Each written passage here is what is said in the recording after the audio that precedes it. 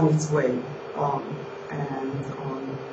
Another model then, apart from the government offices, is then either liaison officers in ministries or other central government institutions, which is also the case in Estonia and Montenegro, where then those central government offices are then coordinating their efforts, or should coordinate their efforts rather. There are also other joint structures in place that support the cooperation between civil society organizations and the government, but not just the government. They are also placed, as cases will show, in the parliament. The cases are in Estonia, for instance, and in Romania.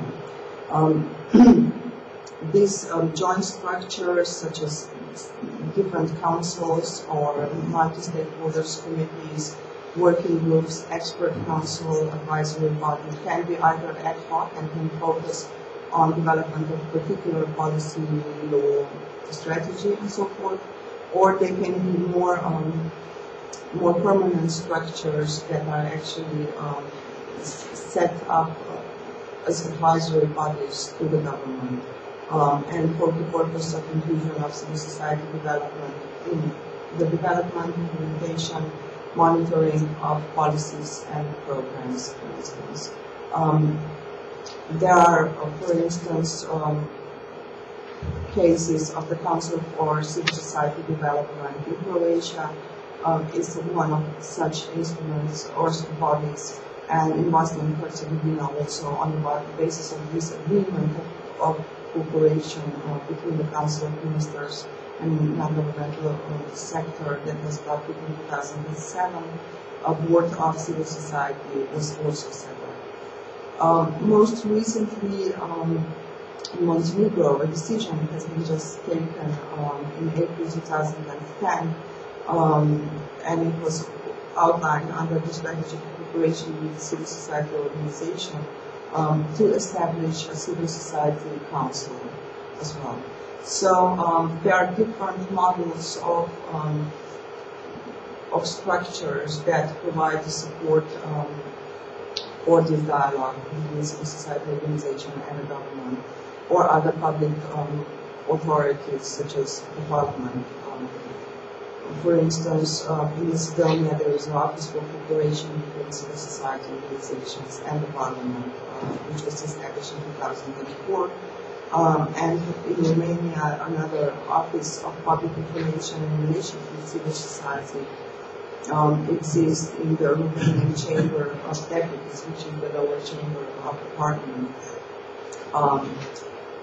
Again, what is important to know is that this office was established with EU funding support under the FIRE program, which was implemented, the FIRE program for the civil society, which was implemented between 1994 and 1996.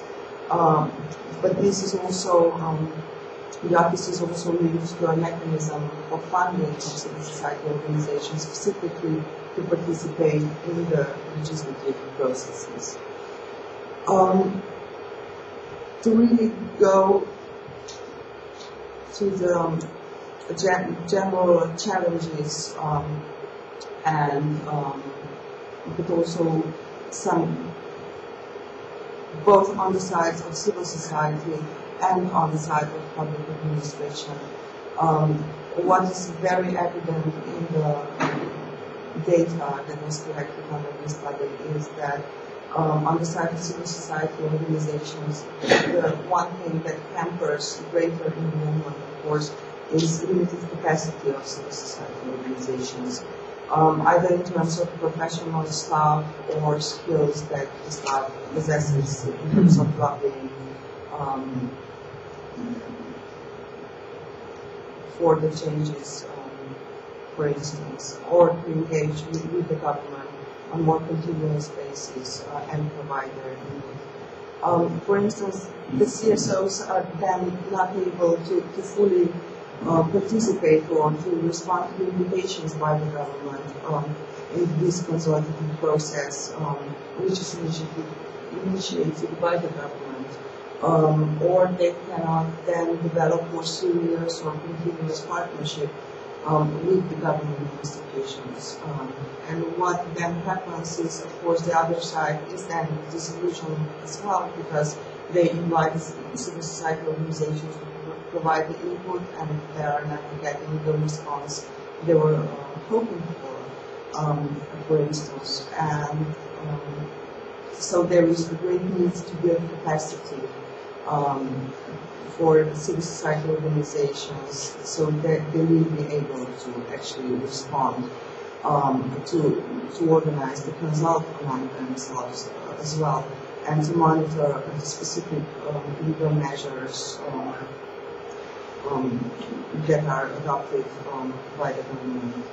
So on the side of public authorities, what is most evident is that sometimes, although there is not enough administrative capacity, so not just that public officials don't see the role of civil society organizations, but they don't either have time to conduct proper consultations, or they see that the consultations is something that will just, bring additional burden to them, and they actually would rather not consult the CSOs for this reason.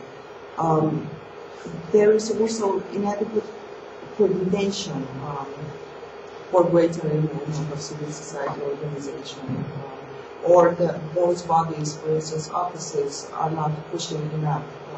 There were cases where offices are not coordinating the efforts of other ministries in sufficient level. So there are greater differences between ministers, for instance, line ministries, in their level of involvement of civil society organizations as well.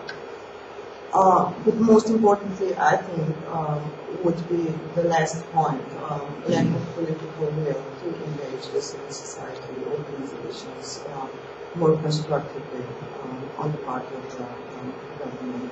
So to finish with that, that would be the main findings, although they were presented in a really general manner. I think those are the main points that came out from the study. More specifically, there are specific country cases that are presented in the paper itself more in detail. Thank you.